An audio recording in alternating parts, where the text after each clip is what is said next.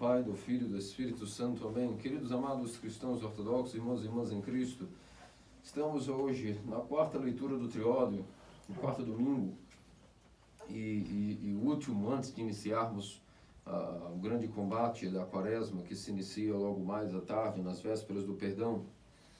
Nós, Santos Teófilos Padres, nos deixaram hoje para comemorar, por obediência, a expulsão de Adão e Eva do paraíso, como memória de que, por o homem, o primeiro mandamento que foi dado a Deus no paraíso foi, acima de tudo, jejuar.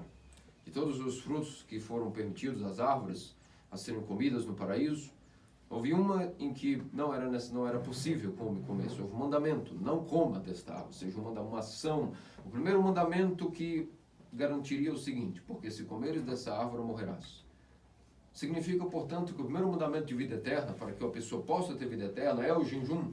Sem jejum, é impossível que um ser como nós, corpóreos, possamos iniciar uma vida incorpórea, ativa dentro de nosso ser, ao ponto de termos vida imortal. Para aquele que tem corpo, é necessário o jejum, para que possa também desfrutar da vida dos anjos, ainda que não se separe do seu corpo, ainda que não seja necessário tampouco, como alguns gnósticos pensavam que talvez o homem, para ser completamente espiritual, teria que mortificar o seu corpo. O jejum não é mortificação. O jejum simplesmente é o mandamento que garante a ativação de vida eterna no homem. Portanto, primeiro, não é uma ação negativa, o ato de não comer. É o mandamento de fazer algo. É que nós interpretamos as coisas de maneira muito terrena, muito adaptada à nossa mente fraca. Por isso, o jejum não é não comer. Jejum é simplesmente o mandamento ativo, é uma ação, é algo positivo e não algo negativo para nós, que nos garante, portanto, a condição para a vida eterna é o jejum. Não comer de alguma coisa nos garante a vida eterna. No paraíso, isso se tratava da fruta do conhecimento do bem e do mal, e, portanto, o homem, quando quebrou essa primeira lei magnânima, o jejum, ele morreu como foi prometido a ele. Nossos pais nos explicam que nosso Senhor, Deus Salvador Jesus Cristo, plantou o homem no paraíso para que ele pudesse, então, analisar todos os presentes que foram dados a eles por amor. Santo Isaac Siro nos diz, inclusive, que a árvore da vida foi plantada no centro do paraíso. No centro do Éden havia uma árvore, e essa árvore era justamente chamada de árvore da vida, porque era o fluxo do amor de Deus, toda a energia incriada que poderia deificar Adão, dando a ele nutrição do amor, do fluxo do amor de Deus, era, portanto, o fruto da árvore da vida. E Adão poderia usufruir desse fruto tranquilamente. Esse era o modus presentes do paraíso, além de toda a existência material, onde os anjos viram que na criação do microcosmos, também a magnitude de Deus, sua mente cheia de esplendor e fora, inalcançável e inacessível para até mesmo qualquer criatura, mesmo para o maior dos anjos, através do mundo material, ali até mesmo a insondável sabedoria de Deus foi manifestada em todos os céus, sendo que no pináculo desta criação, houve justamente, no centro de toda essa criação, houve o plantar do homem, a criação mais bela, a síntese do macro do microcosmos. E depois de todas essas belezas, até tendo uma companheira, como lhe foi pedido a Adão, foi dado a ele o livre-arbítrio para que ele pudesse, portanto, escolher, primeiro analisando o que foi dado a ele com muito amor, mas que ele escolhesse se ele queria tender para a imortalidade ou para a mortalidade, se ele queria tender para a obediência ou desobediência, a vida eterna, ou uma vida que fosse passageira, e tudo isso estava dentro do seu próprio poder, escolher, porque Deus o deu todos os presentes, e depois lhe deu o mal deles, que é o livre-arbítrio, para que ele pudesse escolher para onde tenderia esta vontade. Se ele gostaria de fazer-se mortal como Deus, ou se gostaria também de seguir uma existência tal qual lhe fosse cabida, ainda que essa existência, obviamente, estaria distante de Deus, mas, enfim, isso chama-se ser criado com amor, ser criado em liberdade. E essa liberdade foi dada a Adão para que ele pudesse ir estudando.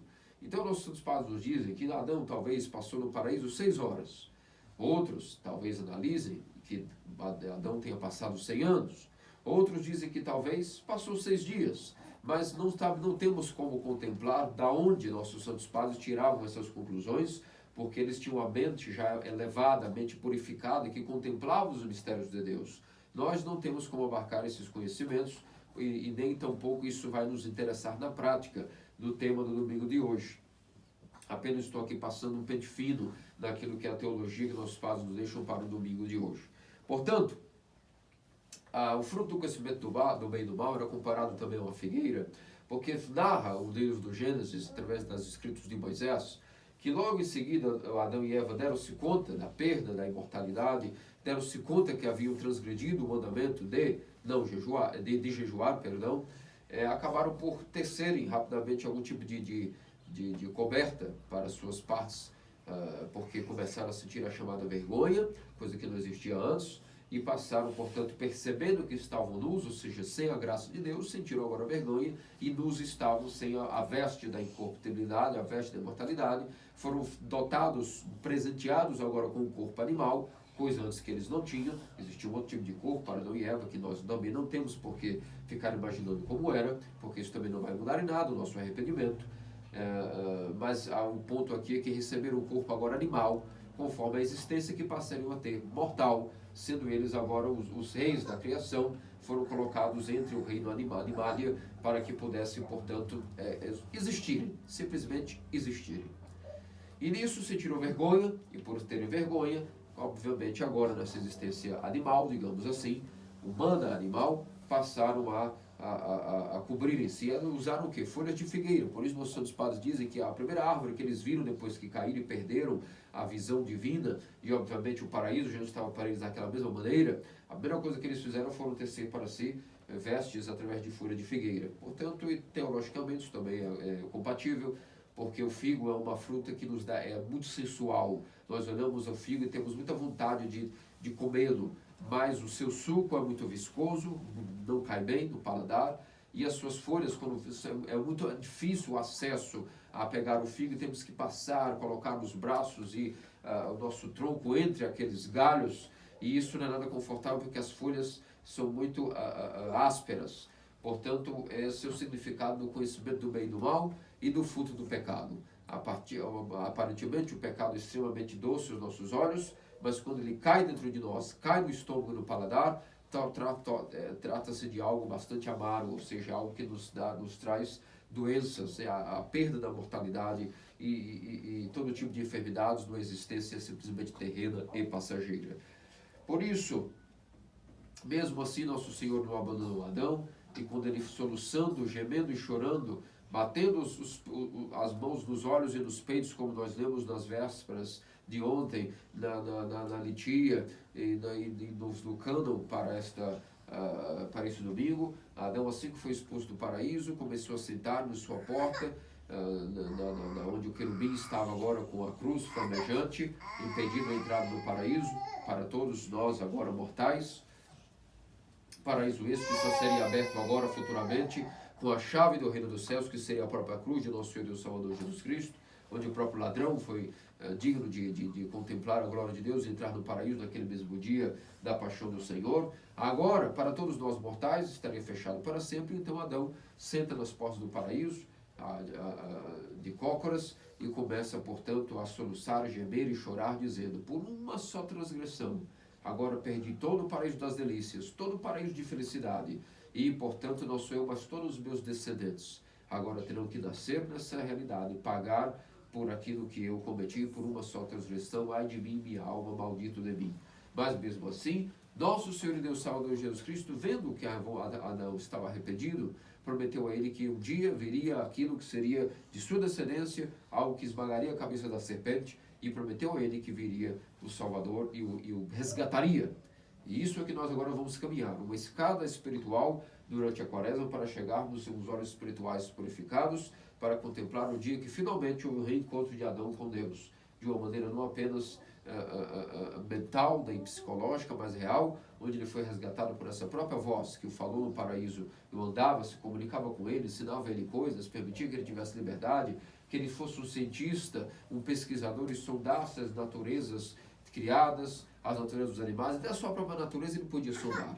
Mas quando ele resolveu sondar a natureza de Deus, que ou seja, querendo tratar de como poderia tornar-se Deus, tentar até investigar de maneira curiosa aquilo que era a natureza divina, ele que era um não iniciado, ainda um simplesmente iniciado nessas questões, um menino inexperiente no mundo espiritual, foi arrebatado pelo diabo e um grande engano. Portanto, essa mesma voz que falava com ele no paraíso, agora iria buscá-lo dentro do Hades, nas profundezas do Belial, para poder dar a ele frutos de vida eterna para sempre, como deveria ter sido desde o princípio. Isso nós estamos caminhando para a santíssima, gloriosíssima noite resplandecente da Páscoa de nosso Senhor e Deus Salvador Jesus Cristo.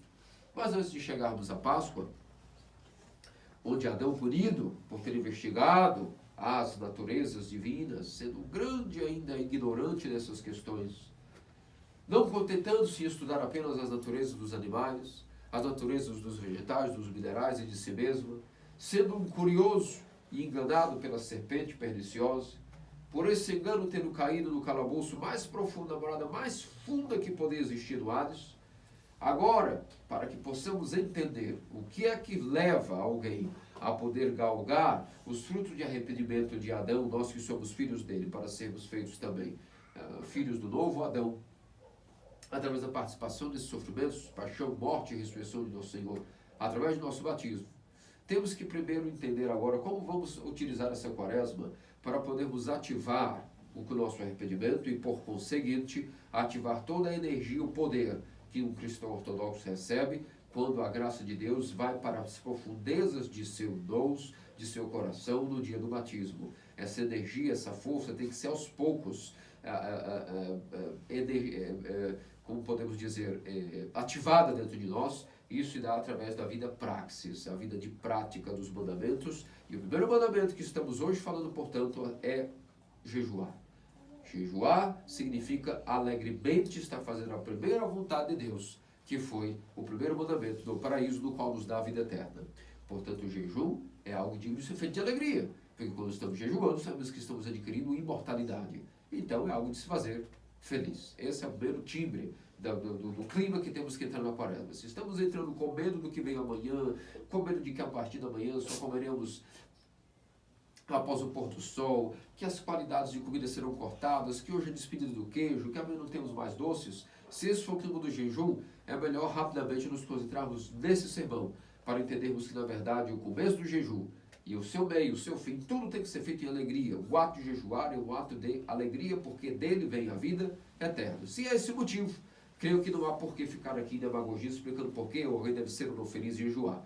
Portanto, basta. Jejum traz a vida eterna. Jejum é saúde. Jejum regenera e tira toda qualquer oxidação, não só do corpo, como até os cientistas já sabem disso, mas aqui especialmente da alma. O jejum tem o poder de desoxidar toda a ferrugem de nossos pecados que está em nossa alma. Como? Desde que ele seja feito de uma maneira que agrade a Deus. E é para isso que hoje nós estamos aqui, justamente nesse domingo da comemoração de expulsão de Adão do paraíso, lembrando-nos por que é que o homem caiu, por não jejuar. E vamos entrar agora no paraíso da quaresma, onde o ano tem 4 estações e para cada uma delas um jejum.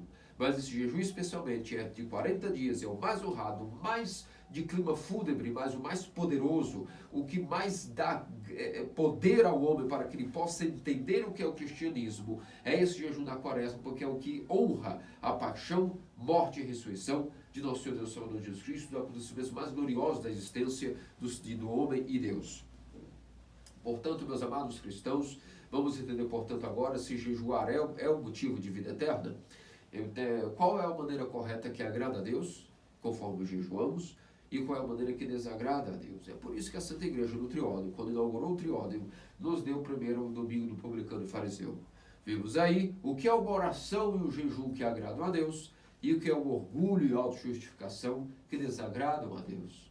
Nós vimos que a oração humilde e o jejum humilde agradam a Deus. O jejum altivo, que se auto-vangloria dele, de não comer 2 vezes na semana, de que julga o irmão, e que automaticamente uma oração que é dotada de autojustificação e não humildade, não agrada a Deus. Nós vimos depois do domingo do filho pródigo, de que não há pecado, não há nada que possamos cometer de tão terrível e avassalador, de tão vergonhoso, de tão podre, de tão morfético, que não possa ser perdoado por Deus.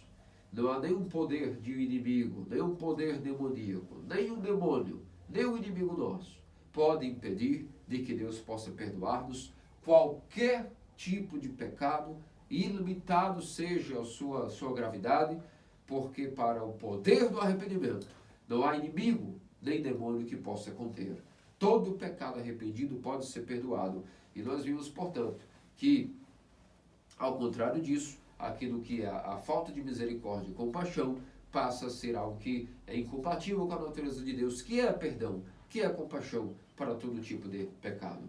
Nós vimos depois do juízo final como são as 6 coisas que serão para nós exigidas para que no dia do juízo final, no dia da volta gloriosa do Senhor, estejamos em comunhão com Ele, participando junto com Ele de sua vida eterna. E também que essas coisas são completamente como discernimento para sabermos também se pode ocorrer ao contrário, estarmos na verdade separados para sempre da eternidade de nosso Senhor. E hoje chegamos justamente nesse domingo, onde vamos aprender em detalhes como jejuar ou não jejuar, o jejum que agrada a Deus farisaico, aquele que faz com que até se maquiavam os fariseus, de tal maneira que para parecerem ainda mais acabados, faziam questão de botar maquiagens que pareciam pálidos, para todos verem que estavam como que passando mal, delírios em sacrifícios de jejum. Ao contrário, como jejuarmos, ou seja, lava o teu rosto, coloca um perfume, unge com óleo a tua cabeça para que ninguém perceba, mas o teu Pai que vê o que está em secreto, sabe que estás jejuando com vigor, com força, com esmolas, com dízimo, com todo tipo de glória para Deus. Afinal de contas, o jejum é digno de frutos de amor ao próximo. E portanto, nós vamos ver todos esses domingos, até esse 4º domingo do Triódio até hoje, todos eles como têm de mãos dadas o mesmo tom. A coisa mais importante que vamos aprender nesses domingos do Triódio até aqui é uma coisa em comum, de comum acordo entre esses 4 domingos, que se destaca acima de qualquer tema que possamos falar sobre o juízo final, o filho pródigo, a expulsão de Adão do paraíso hoje, ou também o domingo do publicano e fariseu. A coisa que mais se destaca nesses 4 domingos é a questão de amor ao próximo acima de qualquer perspectiva espiritual. Que amar ao próximo é em si a vida espiritual em si mesma. E que tudo que nós achamos de clericalismo, religiosidades, pietismos, essas medidas que nós queremos dizer que por essas somos seres espirituais, porque jejuamos, porque oramos, porque fazemos prostrações, porque quantas horas dormimos ou não dormimos, quantos cânones lemos para comungar, quantas vezes comungamos do ano, todas essas coisas que nós queremos dizer que justificam-nos como pessoas boas, na verdade, são apenas farisaísmos. A paixão da autojustificação, nada disso importa. O que importa mesmo é se essas coisas, como meios e ferramentas, levam-nos a poder adquirir a verdadeira vida espiritual, que é manifestar o amor de Deus, se é que dizemos que o amamos sendo ele visível, através do amor ao nosso próximo, que é visível. E ninguém pode amar a Deus, que é invisível, se não ama aquilo que vê o seu irmão, que é visível. E é impossível dizer que se ama a Deus sem manifestar o amor ao seu semelhante, aquele que é a imagem de Deus. Não? Quem é Deus, na verdade? Deus é o nosso próximo. Então, se não amamos o próximo, quando chegar o Deus incriado, ele dirá: tu não amastes nem o próprio Deus que foi criado como tu. Como pode dizer que podes ser digno de amar a mim, que sou o ser supremo, número 1, aquele que é antes de todos os tempos? És um mentiroso, és um estás em delírio, estás em prelas, ilusão espiritual. Por isso, a vida do homem espiritual é uma vida de amor ao próximo, e esses 4 minutos até aqui colocarmos, portanto, em xeque esse tema. Então, nós vimos que, no domingo do publicano e fariseu, a diferença de estar orando é acusando um ao outro, um homem acusando ao outro de que te dou graças porque não sou semelhante a este meu próximo. Isso não é uma oração. Já vimos aí como não orar nessa quaresma. Como também jejuar. Eu te dou graças também porque jejum, sou um homem melhor do que esse. Guardo os jejuns 2 vezes por semana. Esse jejum de auto-justificar-se e achar-se melhor do que os outros que jejua, também está descartado. Ao contrário, o sentimento de jejum é humildade, de oração é humildade, de achar-se digno e por isso está oferecendo um coração contrito e quebrantado a Deus, o qual não pode desprezar. E esse coração contrito e quebrantado, como é difícil de adquirir, tem que ser primeiro amassado, sovado, colocado dentro da picareta da salvação para poder abrir fendas nesse coração tão duro e para que possa derramar lágrimas de arrependimento. Isso se dá por jejum e oração em humildade, sim.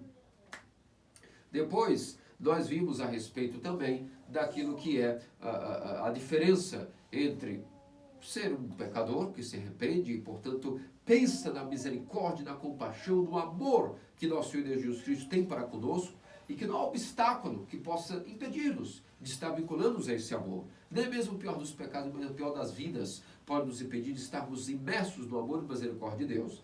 Ao contrário, se nós temos um coração farisaico, completamente contrário a abrir-se ao perdão e misericórdia de Deus, será para nós o inferno. E como filho mais velho do irmão do filho pródigo, nós estaremos, quando não estamos compatíveis com o amor ao próximo, compaixão e ternura, que acontece conosco, quando queremos teimar e dizer que amamos a Deus, mas não amamos ao próximo, porque na verdade pensamos que nós devemos estar completamente espirituais, fazendo as coisas carregadas a Deus, exteriormente sendo obedientes, mas dentro de nosso coração odiando o próximo. Isso será descoberto cedo ou tarde, e nós estaremos muito contrariados de que o amor, compaixão e ternura que o Pai tem, nós não temos. Isso será para nós, portanto, uma medida de separação da comunhão de Deus por nós mesmos. Deus não irá nos abandonar. É nós que, vendo-nos incompatíveis com amor, ternura, compaixão com o próximo, nós mesmos iremos nos colocar fora da presença do próprio Deus.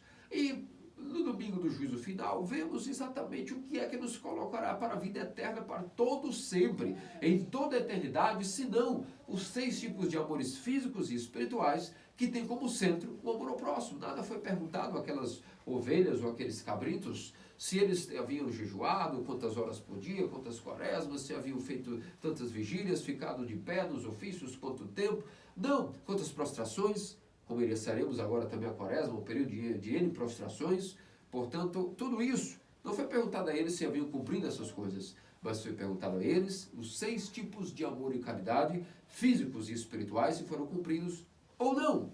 E vimos, portanto, que aqueles que não cumpriram até achavam-se dignos de terem cumprido coisas especiais e todo o demais, mas na hora H, nós vimos que, na verdade, não haviam cumprido nada. Eles cumpriram para si mesmos essas coisas, achando-se bons por terem realizado certas obras de virtude. Mas, na prática, dentro do coração deles, eles não estavam em disposição de dar de comer, dar de beber.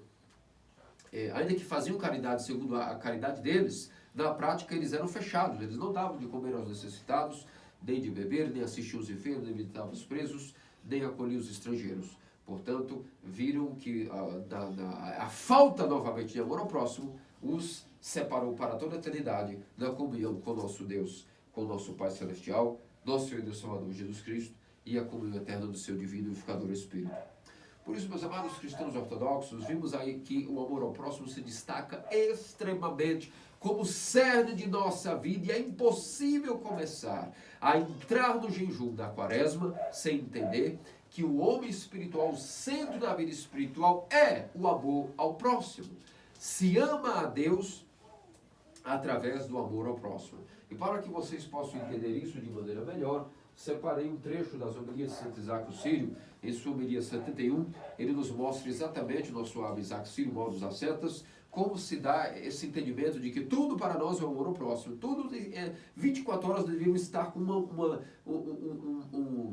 um alarme dentro de nosso cérebro, dizendo, meu próximo, meu próximo, meu próximo. E para que entendamos, portanto, que não há vida espiritual, não existe nada mais importante do que todo momento amar ao próximo, servir e dar a vida por ele, que não existe nada no Evangelho além de amar ao próximo, que todo o Antigo Testamento era o amor ao próximo, para que pudesse todas aquelas nações poderem resistirem a todas as tentações, a todos os exílios, para que pudessem, em amor ao próximo, gerar em Joaquim e Ana pessoas quase perfeitas que gerariam em amor a Theotokos. Se nós não entendemos que tudo é o amor ao próximo, nossa quaresma realmente será uma coisa completamente maluca, cheia de ilusões, e um jejum e oração que nos dará só mau humor, só cansaço, só todo tipo de fraqueza. As pessoas vão nos ver no trabalho, vão nos ver na rua e verão que nós estamos abaladíssimos, e vão ver que nós não estamos comendo carne e perguntarão, por que não estás comendo carne ou leite? Estou na quaresma. E será um escândalo, porque não verá em nós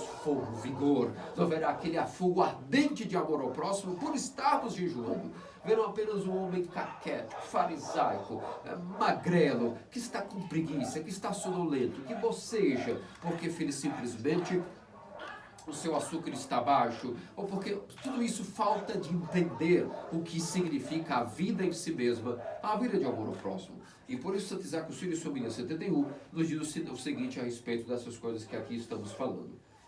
O sinal daqueles que adquiriram a perfeição é este: Se, por causa do amor pelos homens, o homem fosse dado a ser colocado no fogo 10 vezes ao dia, ele não estaria ainda contente com isso.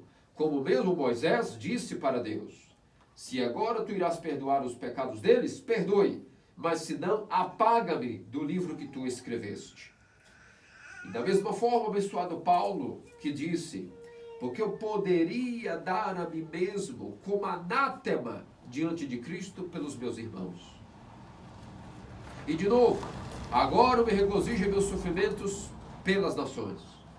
Da mesma maneira, os outros apóstolos aceitaram muitos tipos de morte por conta de seu fervoroso desejo de que eles poderiam fazer com que os homens recebessem a vida.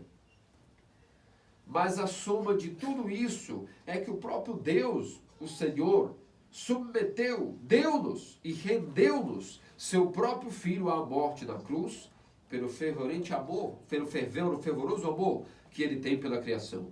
Porque Deus assim amou o mundo que deu seu próprio Filho unigênito por morte por nossa causa. Como diz o Evangelho de João.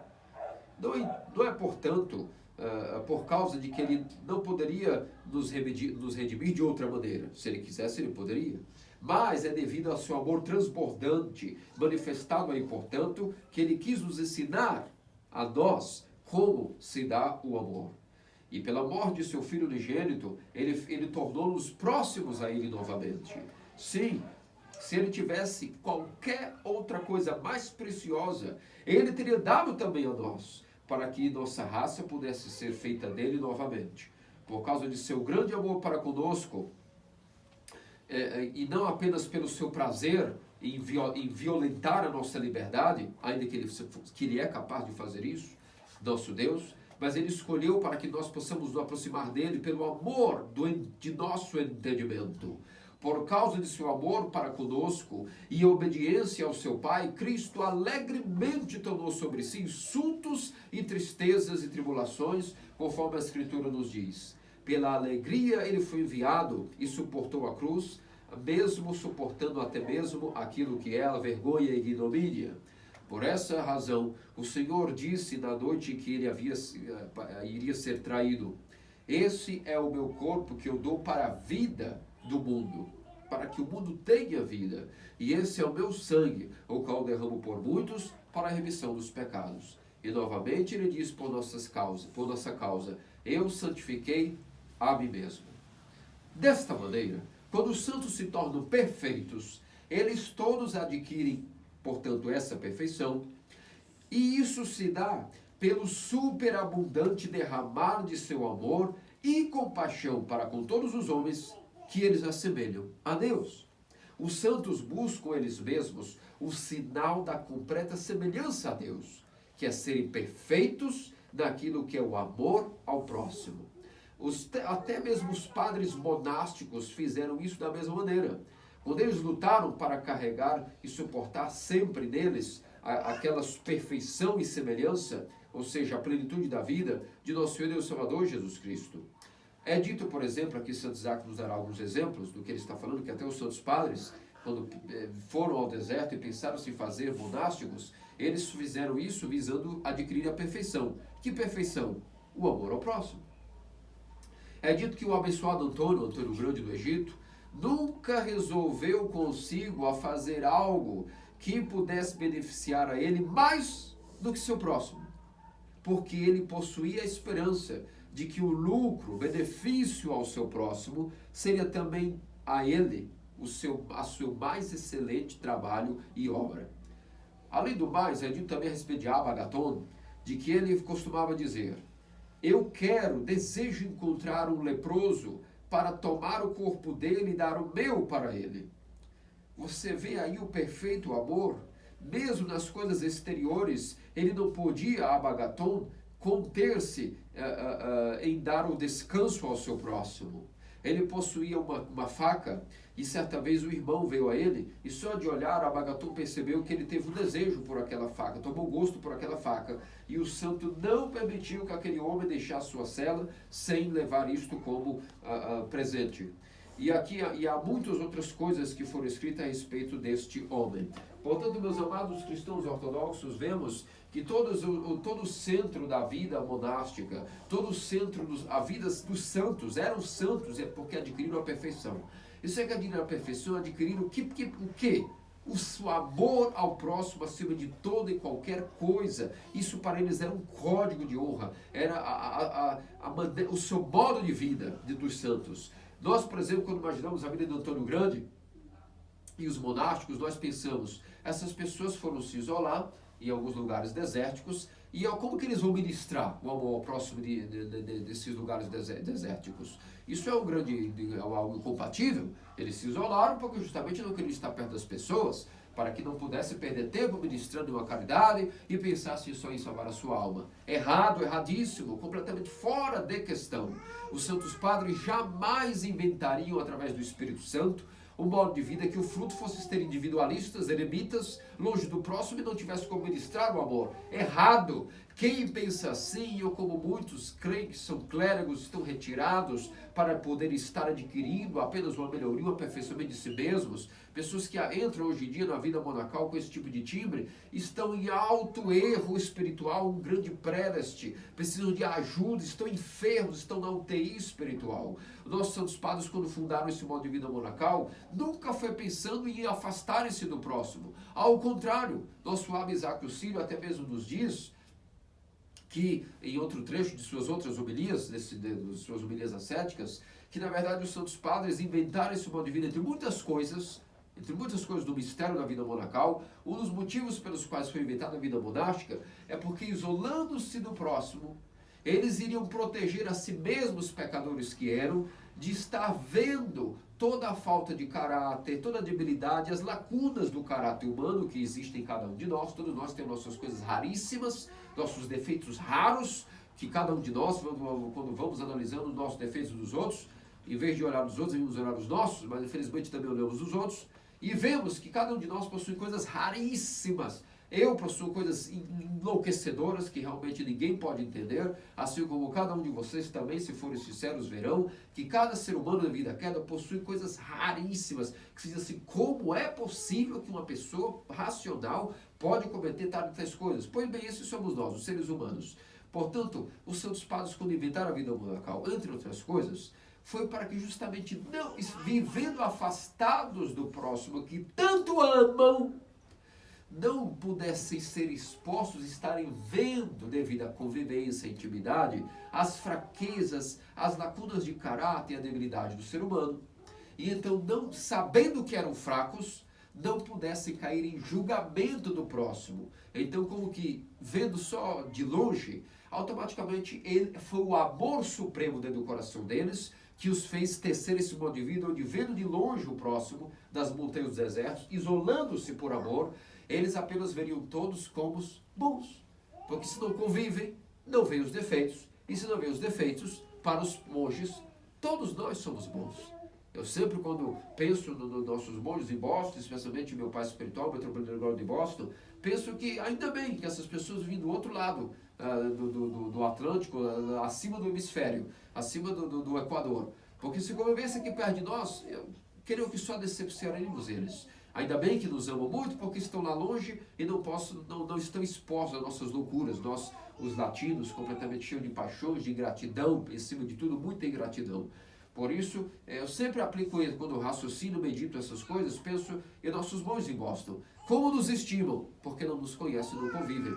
E assim, mesmo em sua comunidade local, na catedral, mesmo no atendimento aos cidadãos de Boston, os bostonitas, como vivem mais dentro do monastério, não estão aí fofocando ou vendo a vida dos seus paroquianos, toda pessoa que chega pode ser o pior dos pecadores. Eles dirão, oh, querida alma minha, como São Serafim, Radosh Moyá, minha alegria, Cristo ressuscitou, venha, deixa eu te oferecer um chá, vamos tomar um pouco de samovar, e tudo era bom, todos eram bons, todos eram maravilhosos. Por isso, por esse ato de amor, de se isolar dos irmãos, para não julgá-los, sabendo que nós somos fracos. Alguém que é dotado de mente purificada, como São Macário, o Deus sobre a terra que jamais julgava ninguém, esse sim, já tendo um grande nível de força, sabe que mesmo que eu converse com as pessoas, não julgaria ninguém.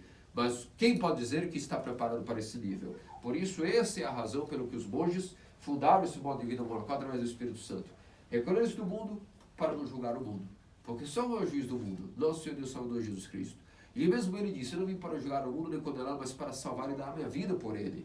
E nem eu julgarei, mas as minhas palavras mesmas julgarão aqueles, porque quando os livros forem abertos, aqueles que aceitaram e creram em meu nome, darão testemunho de que eu vim do Pai. Mas aqueles que me rejeitaram, rejeitaram também a mim o Pai, e portanto as minhas palavras em si mesmas os condenarão. Então, se o próprio Senhor diz que Ele mesmo não julgará ninguém, mas só apenas a sua palavra, que é a verdade, julgará, a verdade julga tudo e todos, e essa palavra é vida eterna, e é o próprio Senhor e Salvador Jesus Cristo, sua pessoa mística, significa, portanto, que quem somos nós para dizermos que vamos julgar o próximo? É impossível. Então, devemos imitar o nosso Senhor, imitar os santos padres, imitar o que o Santo Isaac nos diz, e entender que o cerne de amor significa, o cerne da nossa vida espiritual, resume-se a única coisa, amar ao próximo. Portanto, queridos cristãos ortodoxos, se o sinal de que amamos a Deus era amar ao próximo, e se todo o objetivo de tudo que fazemos, prostrações, jejum vigílias, tudo que fazemos é para amarmos o próximo, limpar o nosso coração, para podermos amar ao próximo, como sinal de que amamos a Deus, o sinal de que estamos realmente esforçando-nos para amar ao próximo é perdoar tudo aquilo que fizeram a nós e nós buscarmos o nosso perdão também do próximo que ofendemos. É esse o distintivo de que se estamos realmente forçando-nos a amar ao próximo, e é esse o clima que nós temos que entrar em nossa quaresma. Buscar pedir perdão às pessoas que ofendemos e também livre e abertamente, com fluxo de portas abertas, liberar o perdão para aqueles que nos ofenderam.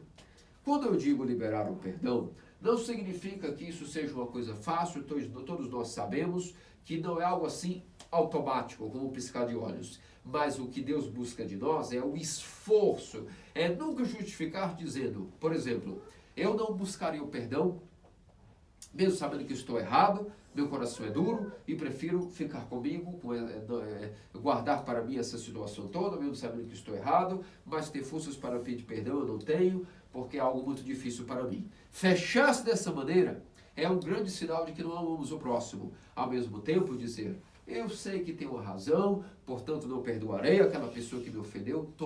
Veja, eu não sou idiota. Não peço a vocês que tenham esse tipo de magia dentro de vocês para poderem querer automaticamente, como se fossem robôs, perdoar as pessoas, nem tampouco pedirem perdão.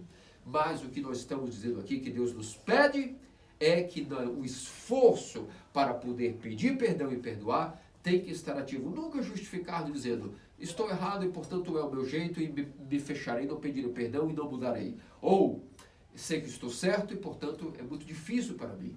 Fui muito agravado, muito aborrecido, muito magoado, as pessoas me macularam de tal maneira, por isso não posso perdoá-los. Não, de maneira alguma. Não podemos ficar nos justificando. Temos que perdoar. Por quê? Porque se vós não perdoados os pecados dos homens, tampouco vosso Pai Celestial perdoará a vós. Significa, meus amados cristãos ortodoxos, que a chave, existe uma condição para que Deus nos perdoe. Ele não pediu nada, nada Deus nos pede para nos perdoar. Apenas que nos perdoemos nós, os próximos, uns aos outros, como sinal de que estamos esforçando-nos para manifestar o amor ao próximo, como sinal de que também amamos a Deus. É toda aqui uma equação de que para amar a Deus é impossível, se não amamos Deus através de quem? Do próximo. Só se ama a Deus através do próximo. E esse amor ao próximo será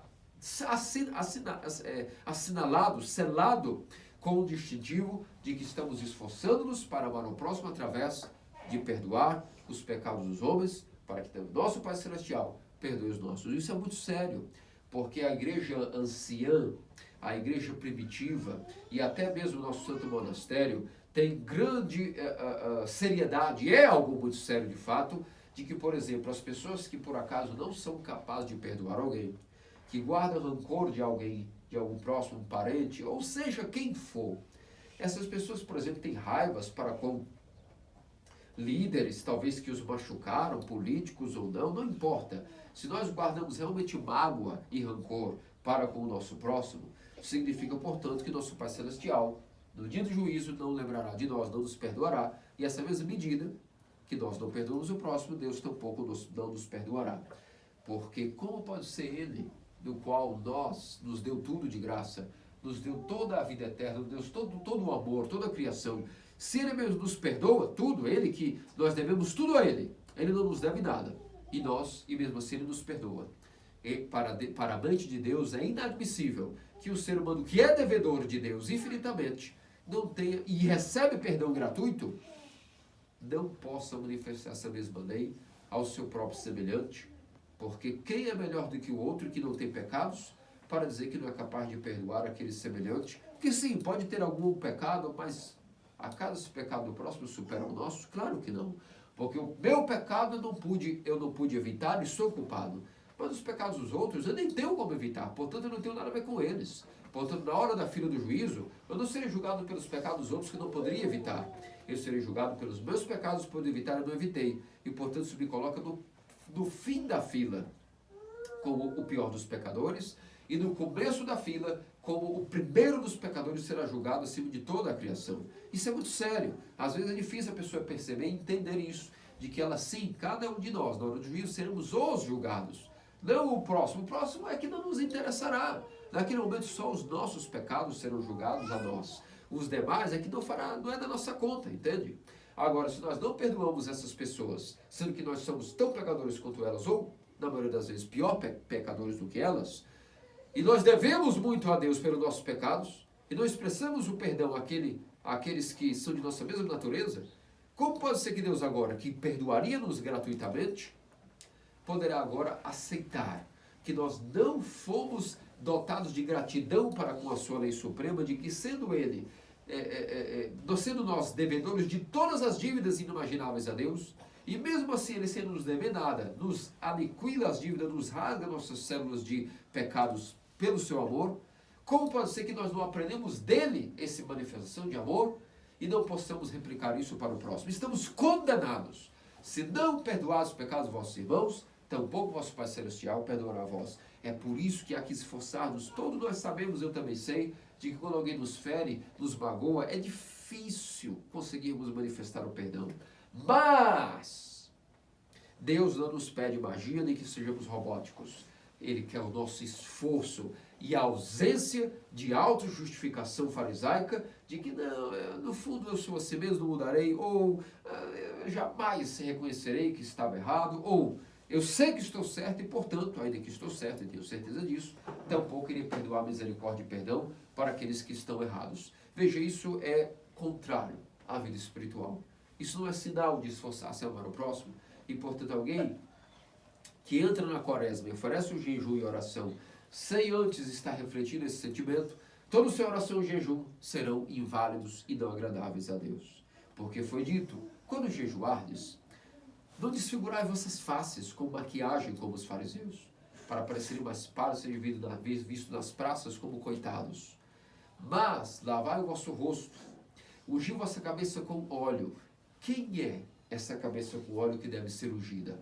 O próximo, as cabeças, podem primeiramente Cristo, com o óleo da alegria, ou seja, ungir a Cristo ungido, o nosso próprio Deus, com o jejum e oração da quaresma, e oferecendo a Ele aquilo que é o óleo da misericórdia, a Ele. Mas como se oferece o óleo da misericórdia a Cristo?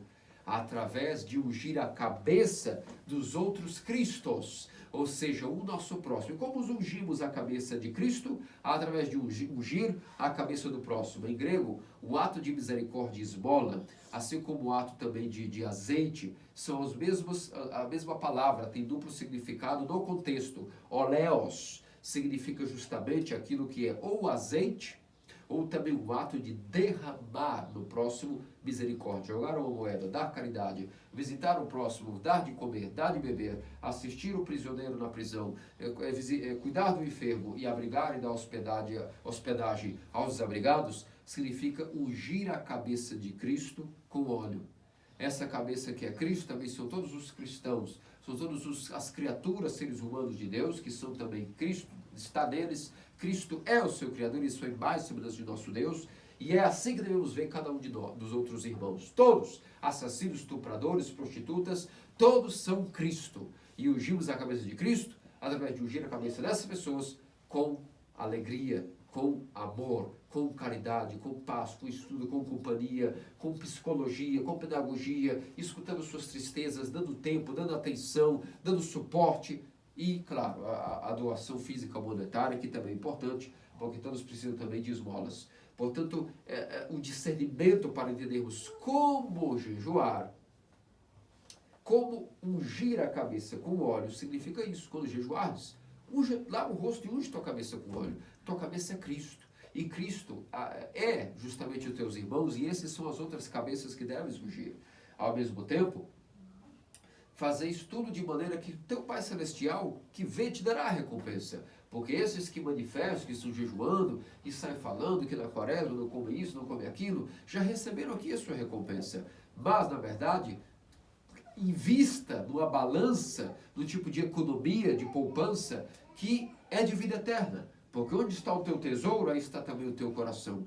Portanto, os estômagos dos pobres, os estômagos dos necessitados, a caridade é o maior investimento que podemos fazer para obter a vida eterna. Isso renderá-nos muitos lucros e juros para que Deus possa, portanto, estar perdoando nossos pecados e estar nos dando a vida eterna. Desde que a condição número 1 do Evangelho que iniciou-se foi: se perdoar os vossos pecados, então Deus também perdoará os vossos. Portanto, é da igreja anciã, da igreja primitiva, isso era tão sério que nos monastérios, quando tinham dois monges ou irmãos que tinham alguma desavença entre eles e não poderiam, portanto, terem força de se reconciliarem, o próprio abade os impedia de, na hora da oração, finalizar o Pai Nosso, após dar-me por nosso substancial do ano hoje, perdoa nossas dívidas como nós perdoamos nossos devedores. Essa parte eles tinham que pular.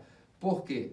Para que não adquirissem mais condenação a si mesmos. Além de não serem capazes de perdoar o próximo mutualmente, para que não estivessem rezando a sua própria condenação, que seria o seguinte: assim como eu não perdoo a dívida do meu irmão, que Deus também não perdoe a minha. É isso que nós fazemos quando rezamos o Pai Nosso e não sabemos como perdoar o irmão. Quando não temos força de perdoar alguém, guardamos rancor contra um próximo, na hora que dizemos: perdoe as nossas dívidas, assim como nós perdoamos os nossos devedores. Estamos dizendo para Deus: assim como eu não perdoo o meu próximo, também não perdoe a mim.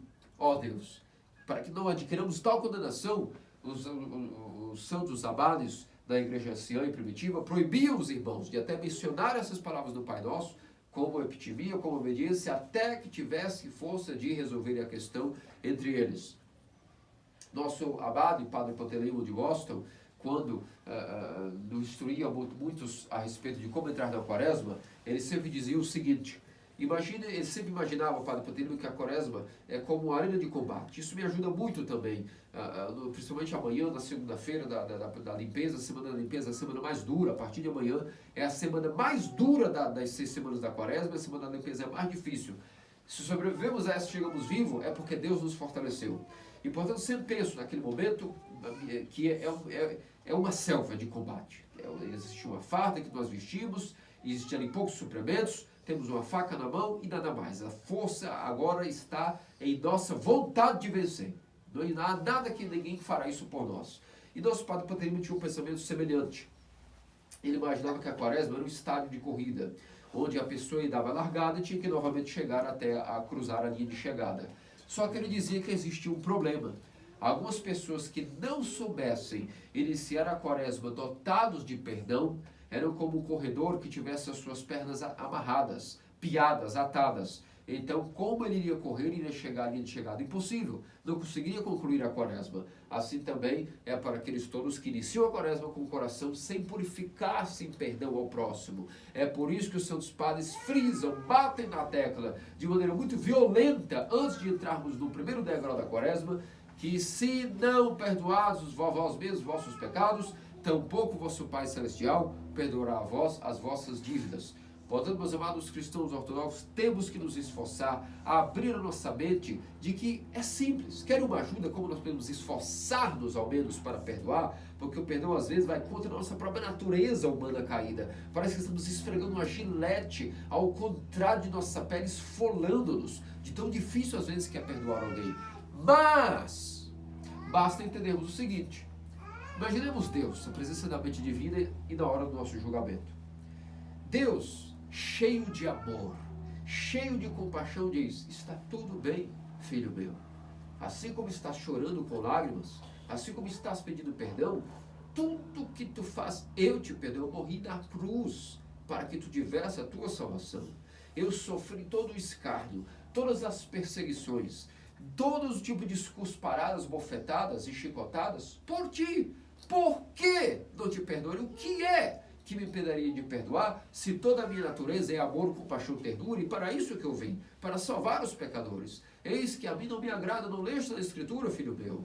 Eis que o Senhor não deseja a morte do pecador, mas que ele se converta e vive eternamente. Portanto, como não te perdoarei? Claro que sim. A partir desse momento eu já não sei nem do que estás falando. Portanto, se nem eu que sou teu Deus não lembro, não sei do que estás falando, acalma-te. Estás perdoado, estás limpo, vem para o regaço de teu Senhor, de teu Salvador.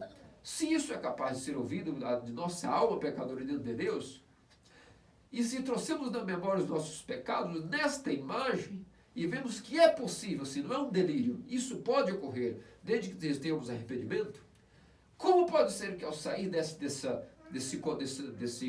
consultoria com nossa consciência, constantemente fomos correr agora e agarrar o próximo dizendo: não, o que fizeste a mim é imperdoável, e esganá-lo, como aquela parábola do mal devedor, que assim que foi perdoado uma dívida quase impagável, por uma dívida irrisória e insignificante diante de sua dívida, correu e lançou-se na garganta de seu devedor e mandou para a prisão. O que fará esse senhor, como diz o Evangelho, com esse cidadão? O jogará na prisão até que pague o último centavo. Portanto, se nosso Pai Celestial, cheio de amor e misericórdia, não perdoa todos os nossos pecados, sendo que nossos pecados são duríssimos de serem perdoados, como pode ser que nós agora, que somos perdoados por Deus e dívidas impagáveis a Ele, não vamos perdoar as dívidas de criaturas humanas como nós, sendo que nós, na verdade, Deus não deve nada a nós e nos perdoou a nós que devemos tudo a Ele. Como pode ser que nós agora vamos negar perdão a uma pessoa que é criatura como nós, seja fraca como nós? E nós, quem estamos achando agora? Que somos deuses para não perdoar aqueles que são criados como nós, sendo que Deus nos perdoou?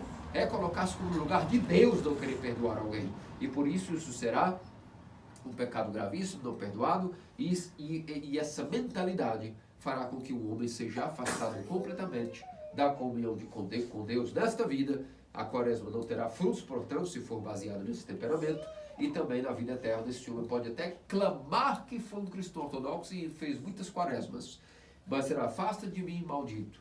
Vai para o inferno que estava preparado para o diabo desde o começo, porque eu não te conheço. Porque não tivesse amor ao próximo, não perdoaste os teus irmãos, e eu tampouco posso te perdoar, porque isso vai contra a própria lei da verdade, é contra os próprios livros da vida que serão abertos diante de ti e de todos. Por isso, queridos amados cristãos ortodoxos, vamos nos encher de amor ao próximo para entrarmos nessa quaresma. Logo, por isso, a Santa Igreja preparou-nos o rito do perdão, onde temos nas beiras da quaresma, nós temos as vésperas, já é uma véspera quaresmal, a partir do grande proclímeno que é proclamado, as vésperas passa a ser uma véspera quaresmal, adentramos naquele momento no que diz respeito ao período do jejum, e aí salve-se quem puder, mas certamente serão salvos durante a quaresma se estiverem fazendo jejum com alegria e amor ao próximo. Caso não, o próprio deserto irá se encargar de julgar as consciências de cada um, e cada um colherá seus frutos naquela noite da Páscoa, conforme o que plantar durante a quaresma. Se plantarmos amor ao próximo, adubando e irrigando essa semente do amor ao próximo com jejum e oração, claro, que também são eficazes e imprescindíveis, teremos na noite pascal uma grande comunhão com Deus, veremos com olhos purificados o esplendor da graça espiritual que todos recebemos na Páscoa. Caso esse jejum e oração seja de má vontade e completa irresponsabilidade para com o perdão dos pecados do próximo, nós perceberemos que realmente mais uma quaresma, parece que nada mudou, nada teve frutos. Cheguei mais uma Páscoa e nada mudou, e por isso, com o tempo que acontece com uma pessoa assim, se afasta da igreja para sempre. Desejo a todos vocês o início da quaresma, perdoe meus pecados, posso ter ofendido a vocês, voluntário ou voluntariamente, de todo o meu coração peço que me perdoem. Também eu concedo perdão a todos que me ofenderam, porque se Deus perdoa, também temos que perdoar, e que, portanto, Deus vos fortaleça, vos unja com o óleo da alegria, que é a sua própria graça do Espírito Santo, e que nós também possamos ungir a Cristo em retorno, com a graça da caridade em todo esse jejum. E que tudo seja para a glória de nosso Deus, assim seja. Amém.